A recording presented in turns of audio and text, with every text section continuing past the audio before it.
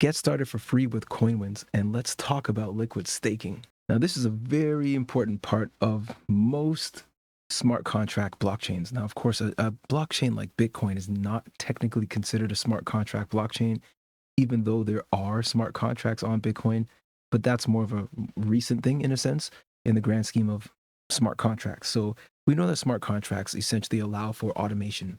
So that could be time locking, that could be specific things happening at dates or happening at price points, and things of that nature. So this is what we call liquid staking. Staking is when you actually take your assets. Now, these assets could be anything from Ethereum. Well, this is a lot of Ethereum. You'll see this stETH, WSTETH, WBETH, a lot of that. Well, that's staked USD, right? The US dollar. There are many different types of staking and many different assets that you can stake. And what you do is you take your assets and you actually get rewards for depositing them into a protocol, into a website, into an app. It's kind of like saying, hey, I'm going to prove that I don't plan on going anywhere, or I'll prove that I'm going to do right by the network. I won't sell, I won't leave. As a matter of fact, hey, take my tokens and hold them for an extended period of time. Some of them are held for days, weeks, months, or X amount of blocks. But in this case, I'm showing you some liquid staking tokens, and they're liquid because you can withdraw, deposit at any time, and sell at any time. But you could still get lots of fantastic rewards. Now, I'm going to go through a handful of examples of this because staking is super powerful, and it's going to actually become even more powerful, as a matter of fact, because many institutions are able to offer their clients staking. So not only will they, for example, hold your Ethereum, buy millions or billions of dollars worth of Ethereum, they will also stake those assets for you and give you some rewards. But I'm not going to go with Ethereum first. I'm going to show you a couple of other blockchains and ecosystems to kind of give you maybe more of the breadth of options for staking. So Kepler is a wallet, right? I'm just showing you this as a wallet. It's a way that you can actually store your digital assets, whether it be on a desktop computer or on a mobile app. But you can stake your assets within the wallet.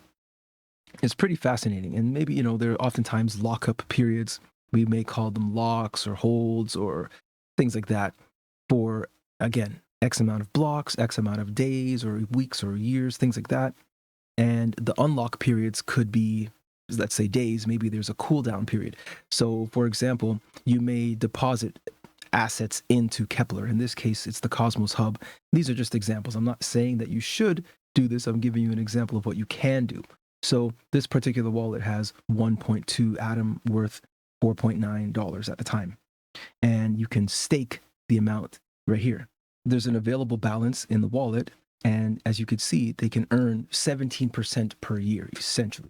There's APY and APR, and I would definitely love to dive into the two, but essentially 17% per year. Okay, that's what they'll get. And you'll see this total amount of Atom right here, and you'll see the claim. So this means that they do have an amount staked. So they're staking this much here. The total wallet balance is this much. It's essentially this amount here plus this amount here will equal this balance. So this is what they have available that's unstaked, and this is what they can claim. It's essentially 4 cents worth of Atom. Now, as you know, this could go up or down in terms of dollar value. If the price of Atom goes up, right now it's worth about $4, then this will go up. If the price of Atom goes down, then of course this amount in dollar value will also go down. So I use this example because Kepler is a very fascinating wallet, and also because the Cosmos ecosystem has so many blockchains, which is also troublesome in a way because there's not a lot of liquidity on the chains. They're all linked together, but you have to have a lot of interest for any of these tokens to do really well. But I'm showing you because it's what happens is a lot of people buy these assets, these smaller assets, and they will hold them for years. And instead of just holding your assets in your wallet and they're just kind of doing nothing, you can actually stake them and earn rewards. So as you see, we have different validators. These are people that validate transactions on a blockchain. So you can delegate your assets, or you can stake your assets with a validator and earn their APR that they're providing. Some, of course, are providing a higher amount. Some tokens are providing a higher amount of APR, but also some staking providers or validators are actually providing higher or lower percentages of APR. So for example, if you stake with this team here, you'll get, under 16%. If you stake with this team here, you'll get over 16%. And of course, the numbers do fluctuate. They could go down quite dramatically. But I'll show you another couple of things as well as I continue on, because you'll see that there's a commission. So this is essentially the percentage that you will have to pay this particular staking pool. Now, this happens to be the Kepler wallet itself. So it's kind of like the wallet itself is also a hub for you to stake and earn rewards. And simply by staking, you earn X amount of percentages of said asset in return. So unstaking period, 21 days. So you can't just, the price of, let's just say, for example, Atom is super high. You can't just claim all of your rewards at one time, just click unstake and then get all your rewards and just sell them. There's a 21-day cooldown. And of course, we know based on the volatility of digital assets, you could miss a very key moment to buy and sell, which is fine. A lot of times we're staking for the purposes of getting more over a longer period of time. So this is an example of Ethereum staking, and these are all liquid staking providers. So you can stake your Ethereum, you deposit it into the protocol. They give you this LST, which is a liquid staking token. So it's a version of this token that you can use in other platforms. It's very strange. Imagine this.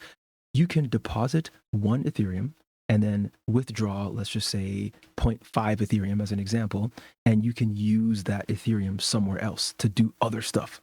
So you can earn more rewards on your staked Ethereum. Show what you've got in CoinWinds. Whether you're advanced or super new, it doesn't even matter. So I'm going to say it again. You could stake your Ethereum with these guys. You might pay a 10% fee, but you're also able to get a mirrored copy, a duplicate version of your Ethereum.